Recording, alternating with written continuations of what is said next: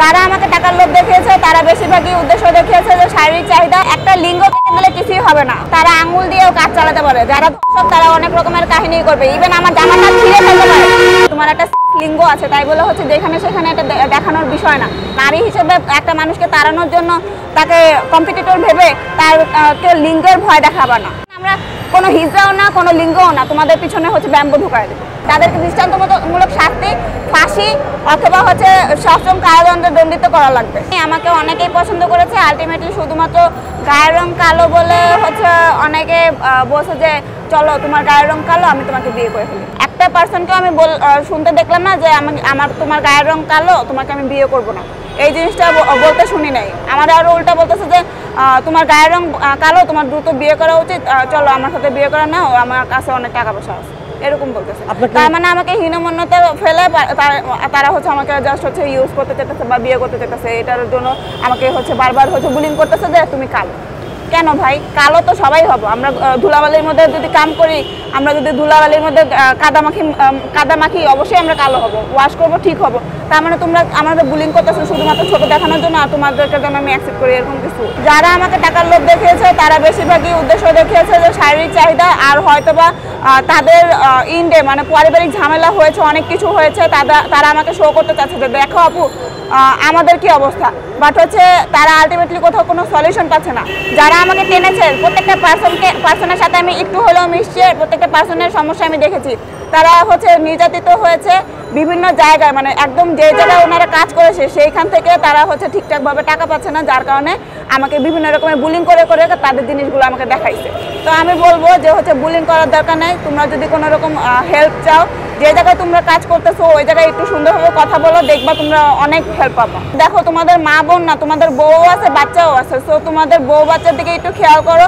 শারীরিক চাহিদা সবসময় থাকে না। হ্যাঁ, আজকে যদি তোমার একটা হাত চলে যায়, একটা পা চলে যায়, তোমার পরিবারে কিন্তু তোমাকে দেখবে, তোমাকে টানবে। কারণ হচ্ছে তুমি যদি ভালো কাজ করো। আর তুমি যদি ভালো কাজ না করো, তোমার বউকে যদি সময় না দিয়ে তুমি যদি মনে করো যে অন্য মেয়েকে হচ্ছে বিয়ে করলে তুমি অনেক খুশি হবা, সেই ক্ষেত্রে বলবো যে অন্য মেয়েও আরেকজনকে বিয়ে করে চলে যাবে। সো নিজে একটু সংযত হও, নিজেরটাকে পছন্দ বেশি করো, কারণ সেও তোমাকে ভালোবেসেই হচ্ছে তোমার সাথে ঘর বেঁধেছিল। টাকা হচ্ছে হাতের ময়লা বলো বা হাতের হচ্ছে শক্তি বলো, আবার হলো দুর্বলতা বলো, সব কিছুই বলা যায়।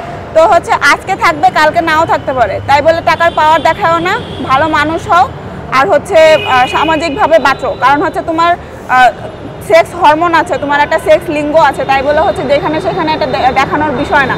তুমি একটা কর্মক্ষেত্রে যদি কাজ করো, সেই কর্মক্ষেত্রটাকে মূল্যায়ন করো, প্রত্যেকটা মানুষকে মূল্যায়ন করো। নারী হিসেবে একটা মানুষকে তাড়ানোর জন্য তাকে কম্পিটিটর ভেবে তারকে লিঙ্গের ভয় দেখাবা না, তাহলে হচ্ছে জিনিসটা অনেক সুন্দর হবে। না হলে তোমাদেরকেও আমরা হচ্ছে লিঙ্গের ভয় দেখাবো।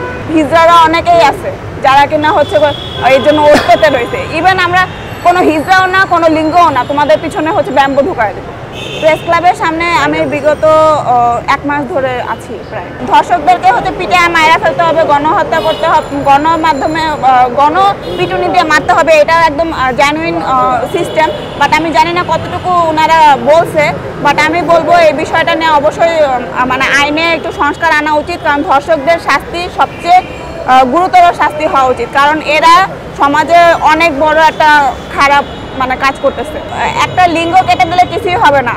হ্যাঁ, তারা আঙুল দিয়েও কাজ চালাতে পারে। যারা ধর্ষক তারা অনেক রকমের কাহিনী করবে, ইভেন আমার জামাটা ছিঁড়ে ফেলতে পারে ইনস্ট্যান্ট। ওনাদের হাত যদি থাকে আমার জামাটা ছিঁড়ে ফেলতে পারে। তাদেরকে দৃষ্টান্তমূলক শাস্তি, ফাঁসি অথবা হচ্ছে সশ্রম কারাদণ্ডে দণ্ডিত করা লাগবে।